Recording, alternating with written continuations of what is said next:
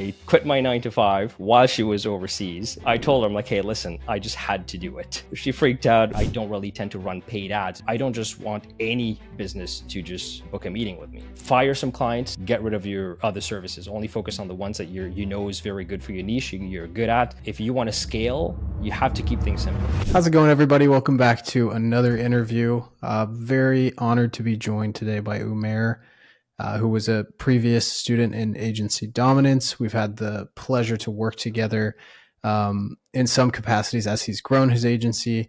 And I knew that I had to bring him on because he not only has grown his agency to an awesome point where he's got 9 clients, bringing about 10K a month, which is just awesome. But he's also, we were just talking, doing it in a way with a lot of integrity, caring about the clients and laying the foundation for further scale. And those lessons are so crucial for a lot of people in this space. So I was really excited to bring him on and chat about that. Umair, thanks so much for coming on, man. Thanks for having me, man.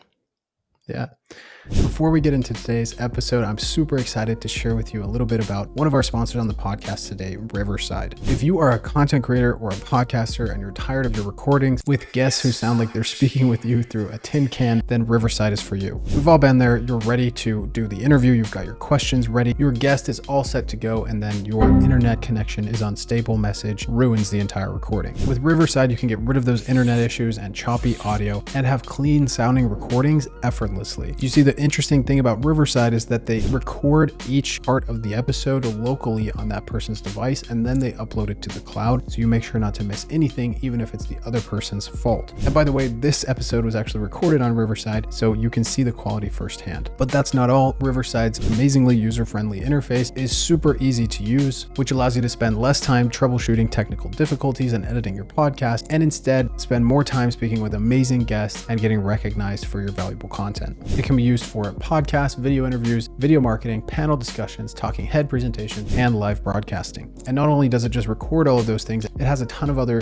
built-in features that make it a no-brainer for podcasting and video. Things like AI transcriptions, editing a video by removing text, AI clips, captions, and an awesome short-form video editor built right in. And they even recently came out with a feature that auto-edits the long silences out of your podcast to the perfect length. It really is your all-in-one online video and podcast studio. And if you need more convincing, Gary Vee, Guy Raz, and Ali Abdaal all use Riverside for their content and podcasts. But the very best part is that I've teamed up with them to get you guys 50% off any plan. And to get that discount, all you have to do is click the link below and enter the code IT'sKeaton at checkout. Thanks so much, Riverside, for sponsoring this episode. And with that said, let's get started. So give us a background on you. You're in Toronto. How'd you get into the online business space, and what were you doing before?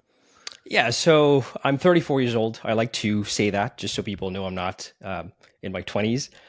So I have corporate experience. So I used to work for Canadian Railway in the past and logistics. I used to work for Caterpillar in B2B sales. So I've had the corporate experience for about 12 years or so. I got into the online space, I would say about 3.5 years ago. It was a friend of mine that I met wanted to start an agency. And I wanted to start one too. So then we kind of worked together for a few months for a bit, and then it didn't work out. But then that was kind of like the start of the journey. And then I saw that that's when I encountered the business model. I was like, there's no way that I can be at home and having clients and making money, and more money than if I was going to work at a 9 to 5. So that's when that was a few years ago that I encountered the business model. And it was only about a year and a half ago that I actually quit my 9 to 5 and I went all in. And that was when, so my wife and my son were actually overseas at that time. And she went on vacation as she travels sometimes. And then while she was gone, I was just figuring things out. Like, you know what? I have a newborn son. At that time, he was like 6 months old, or almost 8 months or so. I was like, I have a newborn. The corporate life is good. The money is good. It's very comfortable. It's very, it's very comfortable. And that's the scary part, is that if you stay in that situation, you're never going to do big things and really become an entrepreneur. So at a certain point, I knew I had to make a difficult decision that would affect my family and my son and my wife. Um, and I had just had to make the decision. So I quit my 9 to 5 while she was overseas. When she came back, I told her, I'm like, hey, listen, I just had to do it. And then she freaked out. We had a little argument. Not a little, it was a big one. Yeah. But yeah. So looking back now, she's grateful. I'm grateful. It's one of these things where if you don't really make difficult decisions in your life, you're not gonna make progress. Hmm. Right. Even though I was comfortable, I had benefits, I had good salary, we're very comfortable, but I just wanted more, especially when I had my son. I'm like, you know what? I don't want to be going to the office. I don't want to be being like in a 9 to 5 situation and just be missing out on life. Yeah. And I had to take Um, that decision.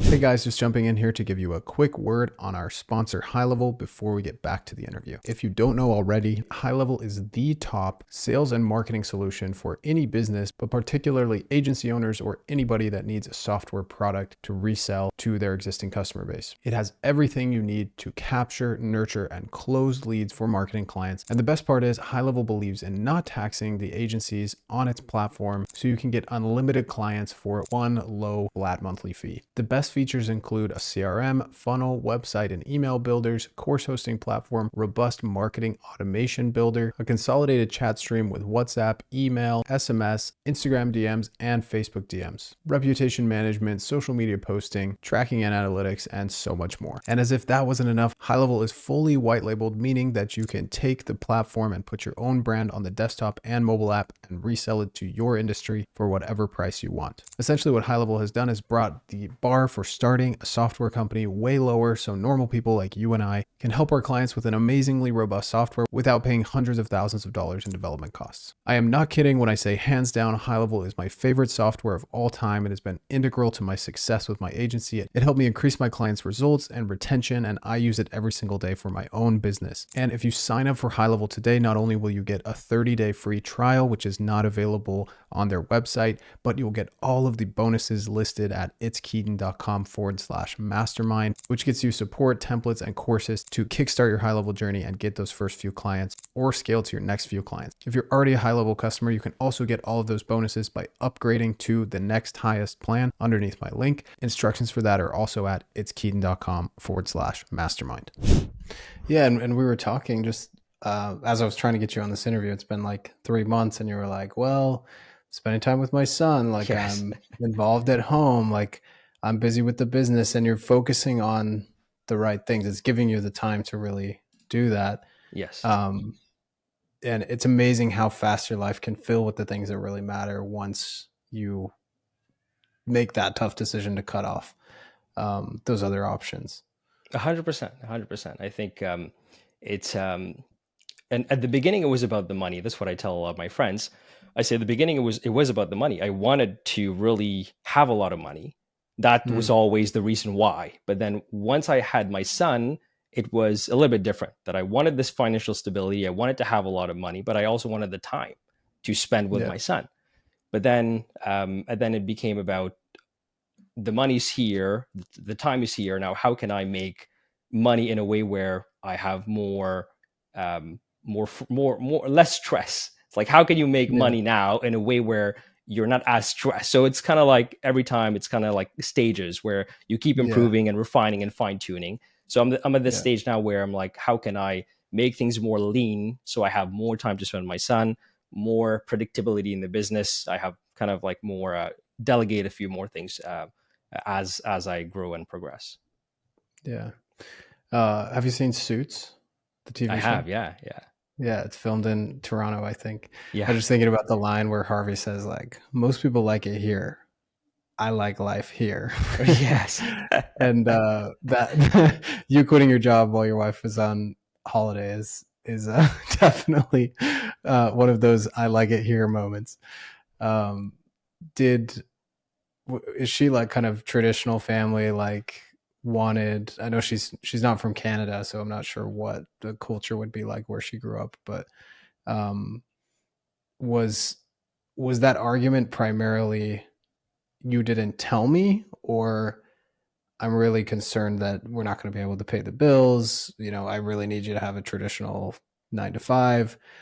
And um, for people who may be in a similar situation where their partner is hesitant to give them their blessing to go after something entrepreneurial, what advice would you have for them? And is it, just quitting the job without telling them while they're on vacation, or is it something else? That's a good question. I think it's a bit of both. I think it's she's somebody who she likes stability, right? Mm, I'm completely opposite. I like surprises. I'm very spontaneous. So yeah. we are a good match. But it's just the fact that one, I didn't tell her, and two, it's like, okay, what are you doing? Like, you quit your job to do what exactly? Until now, she doesn't really know exactly what I do. She just knows I do online stuff.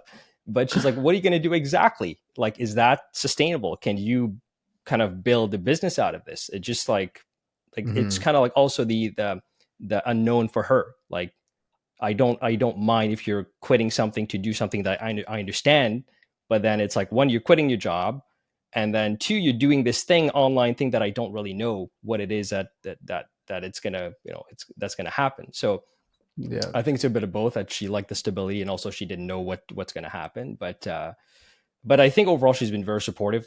Beside the kind of the when I broke the news to her, it was obviously a shock, right? It's like, okay, now where's money going to come from? Like, you don't. And at that time I had one client. I had signed my first client, and then I had I think signed two website projects. Um, Okay. not a lot, but for me, it's like, because I have the sales skills. So for me, I know I can go out and sell. So I know that I have that piece that's in my favor. It's just I just have to figure out the rest after. So I Yeah. had the it was I kind of like it was at a good time for me to say, you know what, I'm comfortable, and I know that if I were to take that, I would be able to make things work. Um, Yeah.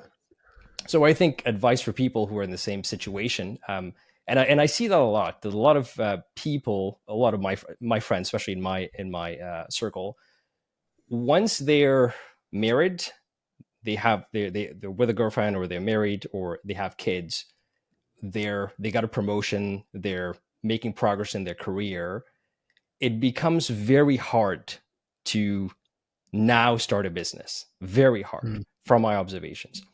And when I went through it, it was very, very difficult. It's kind of like unwiring my brain that's been programmed for like 12 years as a worker to now yeah. become like a business owner.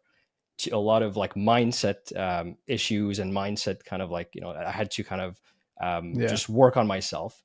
Um, Lifestyle, I had the lifestyle of, it's Friday, now I can chill. Whereas now it's like, I'm a business owner. I'm pretty much working all the time. I value my Yeah. time a lot more because I know that my time equal to time in the business equal to revenue. So it's a lot of Yeah. these things um, that I think it's very difficult for people to make that decision, especially if they have commitments. So, but then it's at the end of the day, no one is going to come and tell you, hey, um, if you keep going this way, this is going to be your life. You're going to be in debt with a mortgage. You won't have financial freedom. You won't have time freedom. Hmm. And you just keep get deeper and deeper and deeper as you get older, as you have more responsibility. So it's Yeah. pretty much, it's, you have to hold yourself accountable. Is that the life that I want to have, going in this direction with a corporate life, 9 to 5? And Yeah. it's not an easy decision. Like, it affected me, my life, my family, my parents, everybody. But now looking back, everybody is like, like, I think you did good. I think it was the good decision. And also, people don't, when they see the kind of the transformation of kind of I've had over the past year and a half, a lot of people tell me, "Hey, Umar, you're not the same person. Like, you're something is different Mm. about you." I'm not sure what it is, but something is different. Did you lose weight, or what is it? Hmm. But it's also the kind of like the energy that you bring to the table when Yeah. you go through a lot of emotions when you quit your 9 to 5 with a family in the picture, and you're starting a business, or trying to start a business. Um, it's a lot of things. It's a lot of things that actually make you a better person. So I say, for those Yeah. out there who are on the fence of quitting their 9 to 5, just do it. Time is going by, and your life is going to stay the same until you take the initiative to change your life. Yeah. I think it's a maturity. Like starting a business forces you to mature Yes. in kind of the same way like a marriage forces you to mature. Hopefully, Yeah. like there's nowhere to hide in a Yes. marriage if you're doing things right, and being like open and honest with your partner. And the same thing, I think, but even more exposing with business, where it's like, okay, I, for me, when I tried to start selling, I was like, wow, I've got big money issues. Like, I think money is bad. How am I going to sell if I think money is bad? And I had to rework that until I didn't think it was bad. And then I had, oh, I feel bad because I'm helping rich people and I'm not helping poor people. And, um, you got to work that. You got to figure out for you why it's not only okay, but it's what you want to be doing at this point. Yes. And I'm not saying you shouldn't give back, you shouldn't try to help poor people, but like the best way to run a business is to sell to wealthy individuals. And so Yes. if you have problems with that, it's going to be hard. Um, but I totally agree. The first 9 months of my business, like I was younger. I was probably 10 years younger than you when you started. And I looked at my peers a year later and I was like, wow, I aged like Yes. 5 to 10 years and they're all kind of still the same age, a year older. And it's just because it's impossible to not it's impossible to grow without becoming the person that Correct. is able to grow the business. Yeah, and I um think that the first time that we talked, I was also impressed by your maturity, and mm, I was like, I think it's when you mentioned your age at one point. I was like, man, it's just like fascinating to see, like when I was 24, when I was 22, I was a kid. I didn't know anything about, and also it's also how people mature, your environment, the friends, your family. It's a yeah, lot of yeah, factors that kind of just contribute to how mature you are, or how kind of mature, how fast you're maturing. But I think, and that's kind of that's I have a lot of regret that I didn't take action when I was younger. But at the same time, it's just that's life. But the one yeah, thing that I do now is when I see people who are young in their early 20s or teens or mid 20s, I just tell them, hey, listen, I'm 34 and I've had business ideas since I was 18, 19, but I tried a few things here and there, but I never really took things seriously. And no one yeah, is in your life is going to come to you and tell you, hey, you got to do this and just hold you accountable day in and day out, waking up with you. It's like, it's not going to happen. So at a certain yeah, point, you need to actually just feel the pain, or like just get the motivation, get the drive from somewhere, whether it's you want to retire your parents, you want to give your future wife a good life, you want the money, whatever it is that motivates you, that kind of drives you forward. You got to just find that inside of you and just activate it, because that was my boiling point. Was I saw my yeah, son growing up, I'm like, hey, you know what, I want to spend more time with him. I don't want to be his 10 years old and I'm going to work. I don't want that life. So I actually yeah, it was that's it. I need to take action. yeah. um yeah, thanks for saying that, because it's funny because in a different vein, I look back and I'm like, wow, I grew up really fast. I wish I took a couple more years.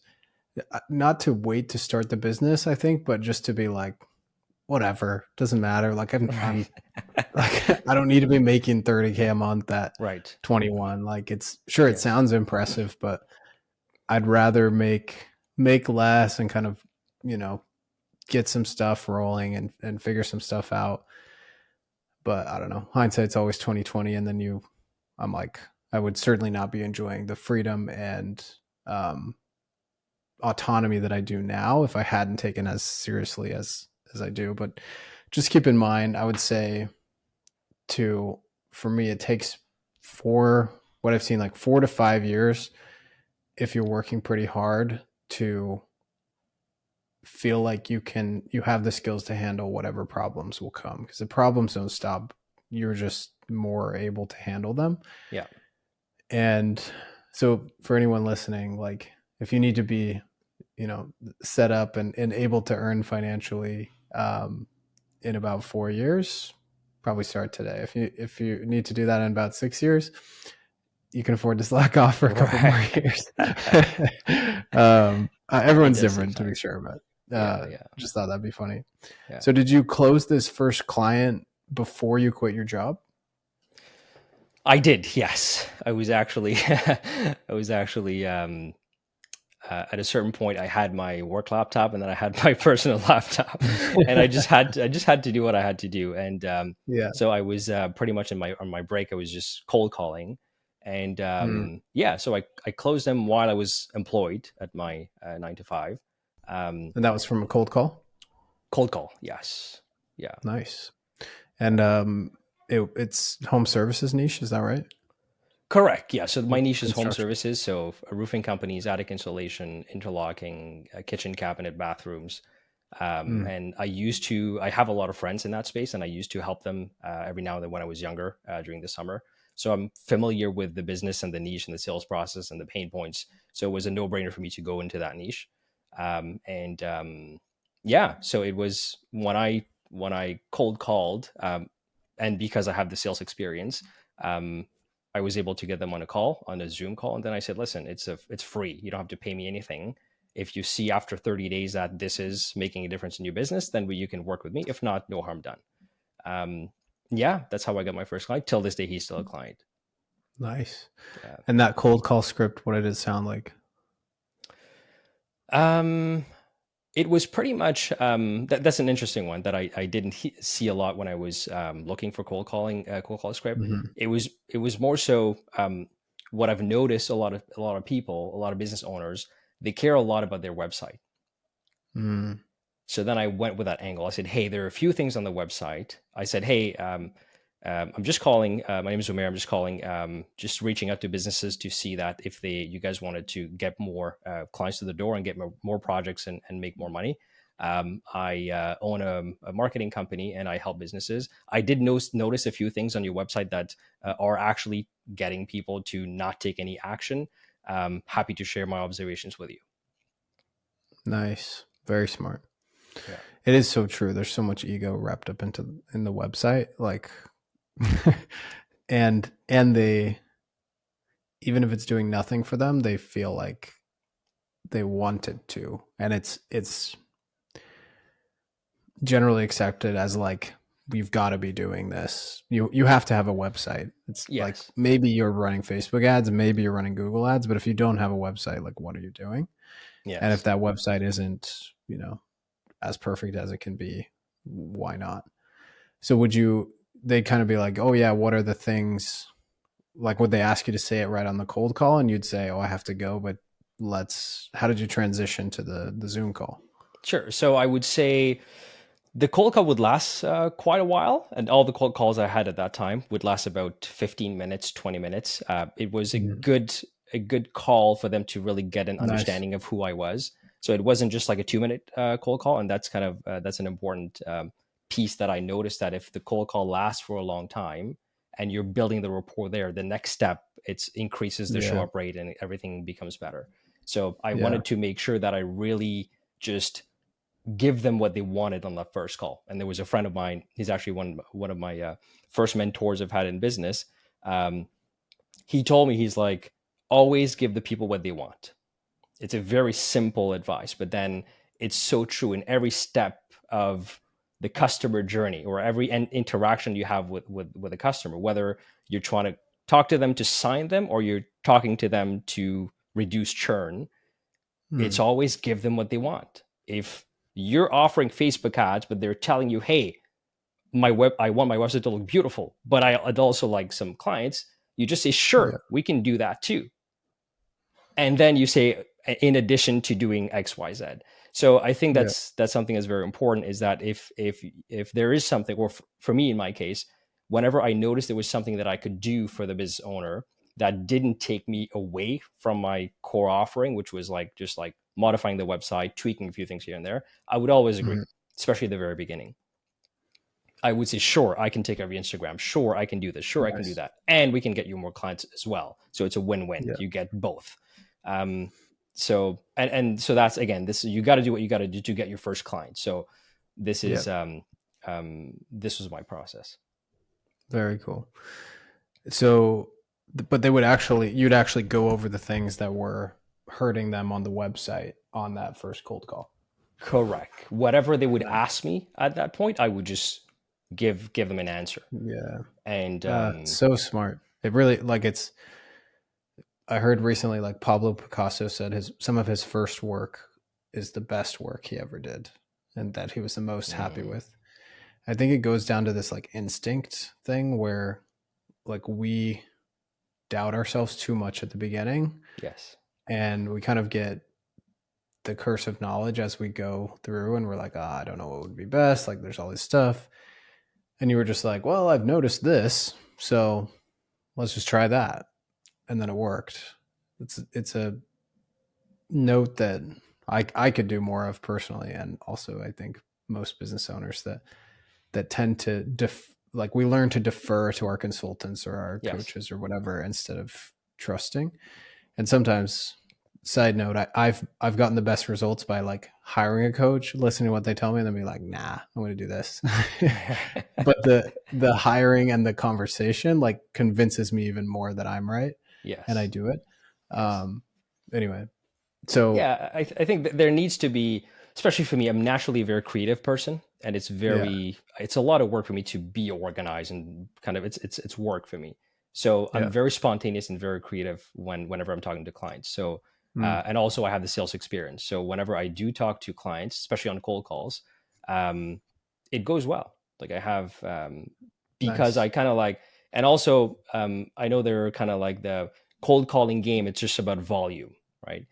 So for me, my cold calling game is I focus more on quality. So I actually yeah, take the time to do a list of like 25 businesses in a niche. I would look up who the owner is. I would target businesses who are in business and established businesses. Um, I would kind of like find some information, put it in an Excel spreadsheet, and then when I talk to them, it's not just hey, do you guys want marketing? It's hey, is John around? Um, yeah, sure, he's expecting me, or whatever it is that I would say to kind of get past the gatekeeper, and then to yeah, just right away, like, hey, I noticed you guys do a metal roofing, and you guys do have great reviews, but I did notice X, Y, Z. So it's a yeah, lot different when they've seen you've done your research. It's kind of like in an yeah, interview when the interviewer asks you at the end of the interview, "Do you have any questions for us?" And then you say no questions, kind of like okay. Whereas if somebody else says, "Sure, what about that that deal that you had with this company?" So when somebody notices you've done research, they appreciate it more and they respect it more. And yeah, I've got a lot of rejection, but then it was also hey, I really appreciate this loom you sent over. I really appreciate the way that you took the time to do that. So I think I think that's something to consider, especially if you're watching this and you're doing a lot of cold calling, you're not getting results. One tweak would be to just put some more quality in there. yeah. And I think you're also, maybe you don't even, and goes back to the Pablo Picasso thing. Like we don't even know the principles behind what we're doing. We just instinctually know it. But I think you're telling them, hey, this thing is a liability for you right now, but it wouldn't be that hard to turn it into an asset. Whereas, hey, I can get you more concrete lifting jobs. It's just like it sounds like pie in the sky. Like, yeah, I've heard Yes. this a million times, but where it's like, hey, your website right now is driving people away from booking with you, and I'd love to give you some tips to fix it. Um, that's like, oh, like, A, you did your research, but B, this isn't 10 steps. It's a couple things that you're saying Correct.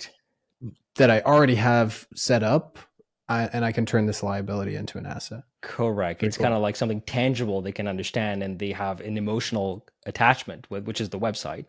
And that's kind Yeah, of also what I've uncovered. And also it's funny, yeah, it reminds me one of my clients who worked with me last year, he's still a client today.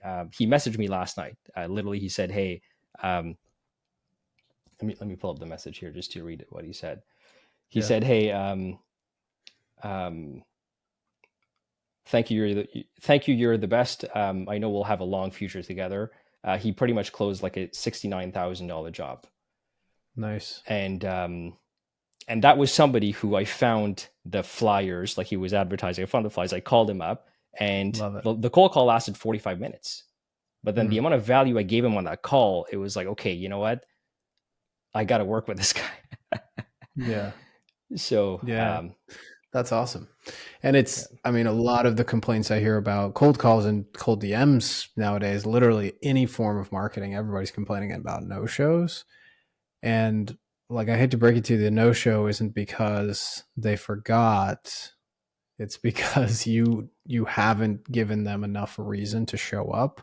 Yes. And when you've spent that much time on the cold call with them and gotten them to the point where they actually want to be sold and want to talk further, that's the only way to get people to show up nowadays. Like it's literally like when you pitch a call, people are like, yeah, I'm really looking forward to you trying to sell me something. They don't think that. Nobody wants that. And so instead, kind of forcing them into the call with the cold call, but giving the intro that you do is very clever because it wins them over to you, and then the actual sales call can happen with a more rapport and be more desire from the person to actually work with you or get the 100%, problem solved. 100%. And I think Yeah. I don't think there's a right or wrong way, but I think if you want to play the volume game, then you just got to go at it, power dialer, just get through it, and you're going to book meetings, you're going to get clients. But it's just I've tried that, and for me, it was like I didn't know I wanted to, because one thing that I've noticed was what determines your success, your agency's success, is pretty much your clients. If you Mm. bring on crappy clients, churn is going to That's be so up. You're not true. going to keep them up. You're not going to be able to keep them for a long time. You're not going to be able to give them results because if they have poor reviews or they're not in business for a long time, they're not that established. There's a reason why. Which Yep. means that if you put leads in that, if I give the same lead to a client who's well established, has amazing appointment setting process, great sales process, and I give the same leads to somebody else in the exact same niche, same business, um, to a different business who's not that established, poor reviews, um, they're going to close, one's going to close, the other one's not going to close. It's just like, and I've seen that so many times over and over again. So then it brought me Yeah. to the conclusion that it's all about quality. And it's not Yeah. about, and that's also why I don't really tend to run paid ads. It's because I don't just want any business to just book a meeting with me. I want to Yeah. go after the people who I want to do the due diligence and the research to kind of Mhm. like have a sniper approach to who I want to work with, because I know if I get results for that client, they're never leaving me. Yeah. It's so clever. It really, like, any sort of service business, the key to retention, as much as we want to talk about results and customer service and expectations, which all very much do matter, like getting good results, setting good expectations, and having good customer service with a 9 out of 10 client is way easier, first of all, but it's also like it just goes so much farther because the client is already halfway there, or more than halfway to the goal, and you're just installing a couple things to get them there. When you get a 2 out of 10 client, when I say 2 out of 10, I mean mindset, reviews, service quality, sales ability, like you're pushing the rock up the hill and it's rolling back on you, but it's not your fault. And like everybody who's had multiple clients has experienced client A crushes it. I did nothing different. In fact, I did way less. Client B, I'm trying to move heaven and earth, and they can't close anything. So They're mad true. at me all the time. you So know? true. So true. And yeah, it's a client selection is it's really what it comes down to at the end of the day. I think So so. I great think so. point. So that's So why I recommend quality over volume from my yeah. experience. And again, Mhm. it depends on the niche. It depends on where you're at with your agency. If everything is productized and you don't really care at this point. But for me, it's all about quality. I Yeah. really want to build, especially like, you helping me with a few things through the Mm, program. It made me realize that I built the agency in a way that wasn't right. I was mm, pretty much excited, like, hey, you know what? I'm getting leads now. Let me just bring on a few more clients. Let me just scale to 10K. But it wasn't the case. It's like, okay, I have a client that's onboarded now. Um, the client is, first of all, has a poor mindset or has a scarcity mindset when it comes to like, hey, we spent $50 on ads. Where's the job? It's like, yeah. okay, I told you, I set the expectation that this is a long term thing. Yeah. We need to spend at least $2,000 in kind of total marketing effort to generate sufficient data to then be able to improve on that. So I built the agency in a way where my communication with the clients was all over the place. Setting expectation was all over the place. I was in different niches where I was in too many things at the same time. I was in different projects, and um, but you really helped me kind of like just with to kind of like streamline things, to really focus on building the agency the right way. So now I'm not really in a rush to really scale up really rapidly from where Mm, I'm at right now. I'm really focused on just quality. So that's why the type of clients that I bring on board is so important, because I know if it's a bad fit, it's going to be a waste of time for me and for the client. We're just going to be it's back and forth communication. After a few months, results not going to be there. They're going to leave. So that's why at the beginning, I guess it's fine to just work with anybody for the sake of getting experience if you're really desperate.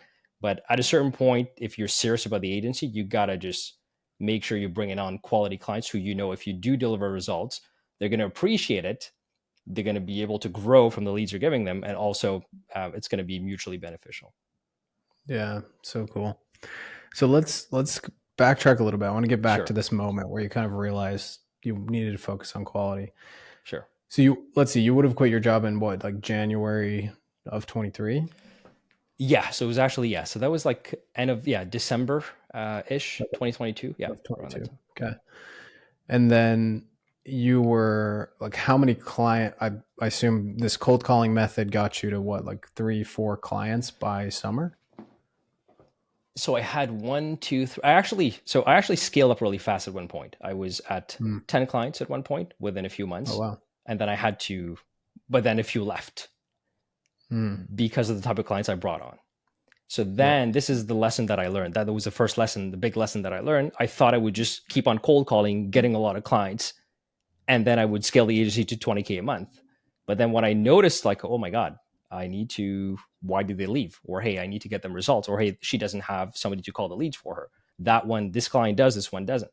So it was a lot of these like small nuances that kind of took me a long time. Um, so then so that was the first client I got. He was my first client. I worked with him for about 2 months, and then I onboarded a second one after 2 months. And then the third month, I took on like 5 clients plus a Oh, wow. website project that was a big one. It was like a $5,000 website that took like 3 months of my time Mm. because I was new at like setting all this thing up and doing a Yeah. WordPress website that was proper. Um, so I scaled up fast, and then I took on a bunch of projects, and then I also at a certain point built a software. My good friend is a software developer, so we built like Mm. a roofing price estimation software that Okay. is currently being used by one of my roofing clients. So it's pretty much gives them like it gives the customers an estimation on how much the roof is going to cost, and that is but also captures their lead and information, their address. It's pretty thorough. So that was a project that was pretty cool, but also took a lot of my time. And so Yeah. that's kind of like that's when I learned the power of like niching down, focusing on one service to one type of client. And Yeah. yeah, that's Okay. So were all of those paid, the ones that you brought on in those first few months? no. So I actually only recently stopped my free trials. So I Okay. started off by saying I do a paid advertising, and I do a Hmm. 1 month free trial. So I did that for the first 5 clients, or the first like 5 to 7 clients. I did a month free trial. Hmm. After that, I reduced the month to 2 weeks free trial, and then I now I just like I have testimonials. I have Yeah. it's like there's no need to do free trials, but I think that was important for me to have momentum. And I know there's a lot of Oh, people that sorry, you're saying. everybody take notes on this. Take notes. You're not going to scale trying to charge 2K a month from the No, beginning if you have no background or skills. no, You're not. no, no. Okay. There's very rare personality types where you're just like hella confident and it doesn't matter. But for most people out there, take notes, do the free trial for as long as it takes you to be confident. And then once you have the testimonials, then you transition to paid upfront. Or you can charge like $100 a month or something cheap just so that they're in. But when you're charging for ads, you kind of have that anyway. Yes, yeah. Anyway, I cut you off. Keep going. No, that's a good point, because I think that, and I have the sales skills, so I could have charged them. I could have convinced them to pay Yeah. me 2 grand, but it's Yeah. just out of integrity. I'm like, listen, Yeah. I don't have the skills. I'm learning. Mm-hmm. I'm very new at this. It's not fair for me to say, let me. It's only 2 grand, and then I'll refund you. I didn't want to just do refunds. Like, it's not part Yeah. of my business at all. Refunds and Yeah. guarantees. I don't do that, and I really appreciate it when you said the same thing. You don't do Yeah. guarantees or any of that stuff. But I think it's that really, and I think I heard Hormozy say that recently, saying at the beginning, just don't put any friction. Have a lot in the pipeline, Mm-hmm. have a lot of data in the pipeline to then put the friction. So Yeah. have a lot of clients, sign a lot of clients, make a lot of mistakes, learn.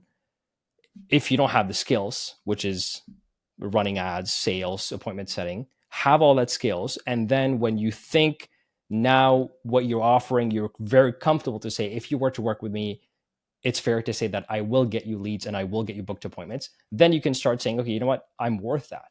Whereas when I was starting, I wasn't sure. So I couldn't say, Yeah. pay me when I don't know exactly what's gonna happen.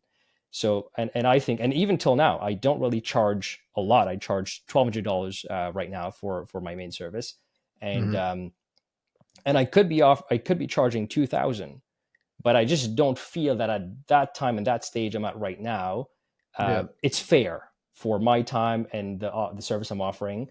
And it will come to it where I'm going to say, listen, I charge 2,500. It's going to come to that.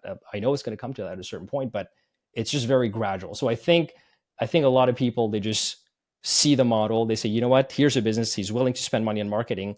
Let me charge him 2,000, and then he has to pay 1,000 on ads, 2,000 on ads. It just doesn't make sense to them. It's like, it's one thing that we don't really realize, that those business owners, they have their way of taking a decision. So it's like, so you're not talking to a little kid who's just going to say, oh, here's some money and sure, run ads. If you don't have any testimonials or experience, you just sound like a nice guy. Here's some money. So I think you have to really make it easy for yourself and just say, hey, you know what? I don't know anything right now about this, or I know very little. Let me work with a few clients, get some data and some experience, and then start to improve my offer in a way where I can charge a small setup fee, or I can have a little guarantee if you want to, or charge only $500 a month for the first 3 months and then Yeah. increase it after. Like, get creative with the offer so you're at least getting paid. But at the very beginning, if you don't have the skills, I don't think it's fair to charge when you don't really know what you're doing. Yeah. 100%. And it's the main thing you want to avoid with free trials, which a lot of, I think you didn't because of the way you speak and your life experience, which is like, you're young, but we all know there's people getting in this industry way younger. Like, people don't, if they're like, yeah, let's do the free trial, and then they ghost you, like, you got to get payment up front for something, even if it's ad spend. So just be like, yeah, we're going to spend 500 on ads. Here's the invoice. And they pay you up front, then they're less likely to ghost you. Yes. But let's continue. So this is kind of where you're at with running the free trials, and you got the website project. And I believe we started working together in like July of 2023, I want to say. Yes. Around that. So Yes. what switched I know you've mentioned like going more quality, but what specifically was it that I said, or maybe somebody else said in the community, that switched the mindset there? And um, it sounds like it was a few different things kind of all at once where you decided to go in a new direction. So I'd love to hear about that. Sure. I think the main thing was um, going back to the basics.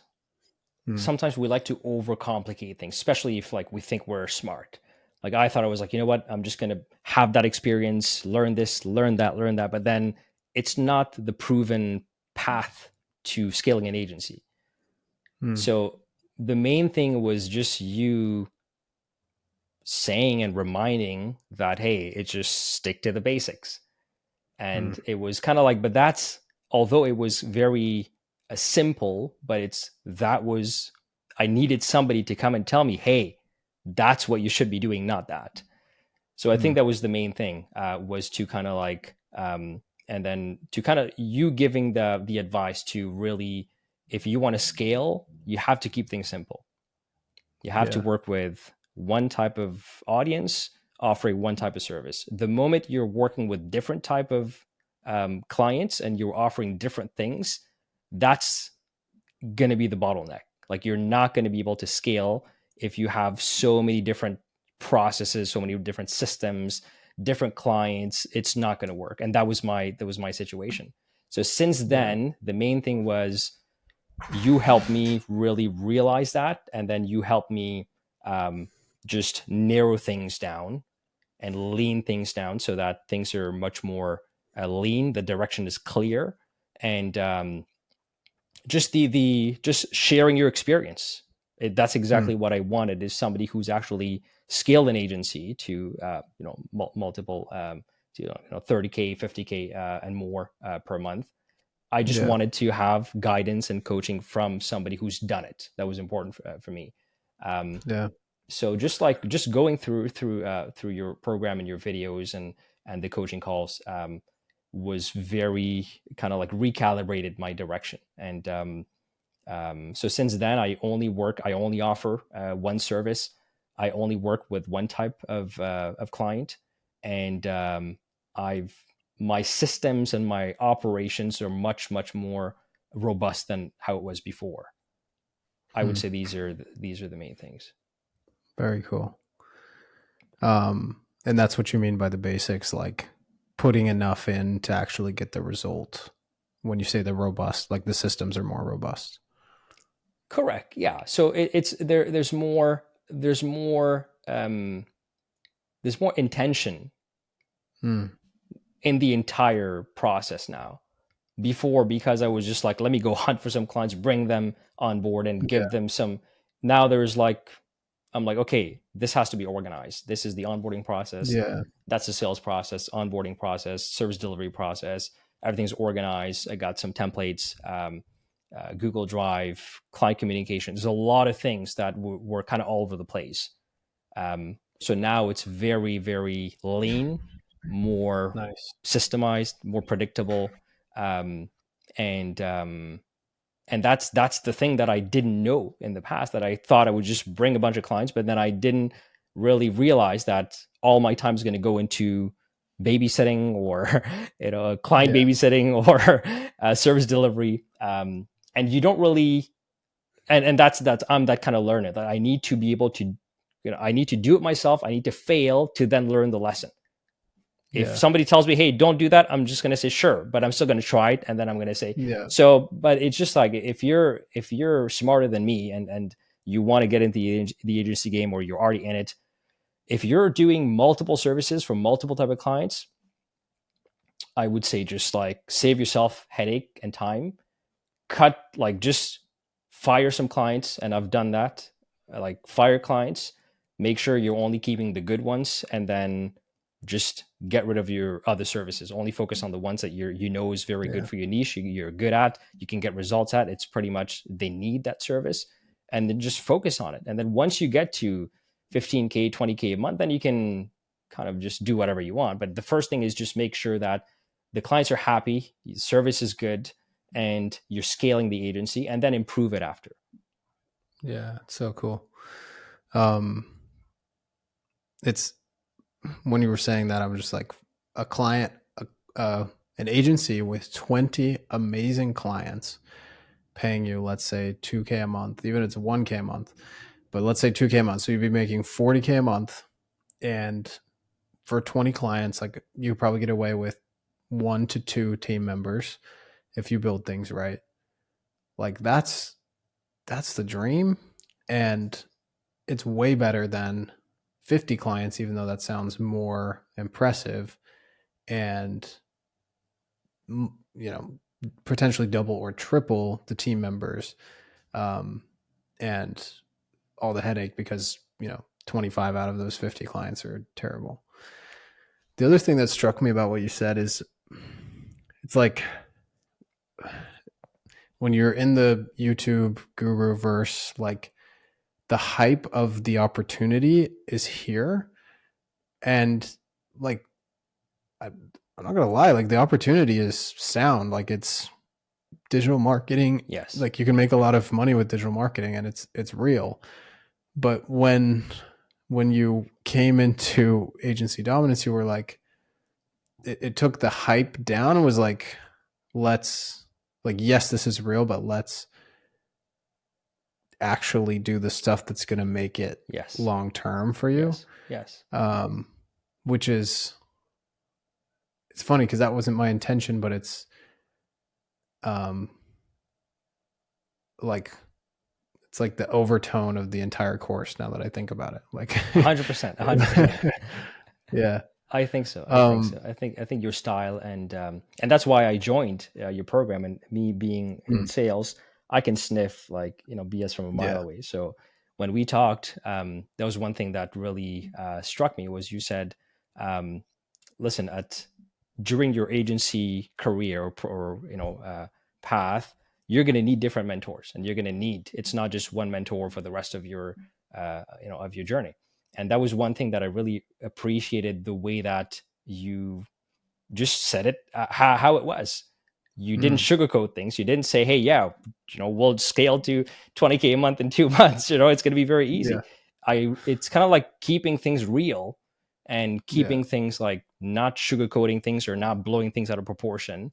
And people are getting more smarter now. We're getting, because of we're bombarded with a lot of ads and good offers everywhere, that we can really feel who's genuine, who isn't, who's full of BS, who isn't. So, so that's, that I think that's the reason why you're so successful. It's because you're somebody you present it how it is. At no point did you kind of overpromise and then you kept things real. And that's what it is. It's like people think you just go in, get some clients, make 50K a month. No, it's a process. It takes years, literally. If you don't have sales skills, if you don't have marketing skills, if you're new at this game, I'd hate to break it to you, but you got to have skills. You got to have sales skills. You got to have a year of sales skills. You got to have a year of ads. You got to have a lot of skills. And that's it. And it's not the same for everybody. Like, it took me fairly quickly to scale the agency because I had sales skills.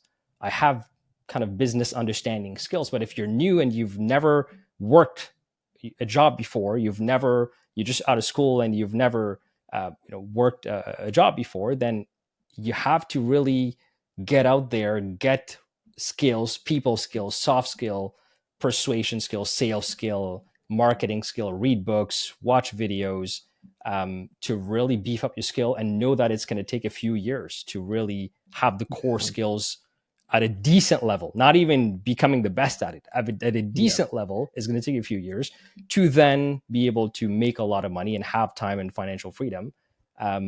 And if you think it's going to take 6 months or a year, you're wrong. Yeah. Appreciate that whole sentiment there. That's great. The other thing that you sort of alluded to earlier that's striking me here is, like, a lot of us don't have the luxury of just being like 21 and single. And like when you are 21 and single, your actions don't really affect anybody but you. Like, Yes. you can afford to bring on terrible clients. You can afford to spend hours and hours on fulfillment. You can like have an off day and like, it's not the end of the world, but like the more life responsibility you get, the more your actions affect others. And like you bringing on a terrible client doesn't just affect you, it affects your family. And it's like, what's worth it for that amount of money? Like how, Mm, it's a spectrum of good to bad clients. yes, And for 1200, like you've essentially gotten to the point where you're like, no, you can't pay me enough to take you on board. Like, correct. sure, 100K a month and I'll let you abuse me and my team all day long. Right. But even then, like your life is miserable. So what's the point? Um, and yeah, it's just, it's fascinating how the process that you're going through is not just a, um, let's make this business better, but it affects after work hours probably more than the business in many ways. When you can shut off and spend time with your family and come back rejuvenated, that's very different than um, dealing with work emergencies after hours and your business taking over your life. So all this stuff 100%. you're talking about is, it's about why we get into business in the first place as much as it is in business itself. It's about the lifestyle and the freedom that we really want. With the time we have left, I want to go into, so let's say you started to make all of these decisions, like really lean things down, make processes, simplify things.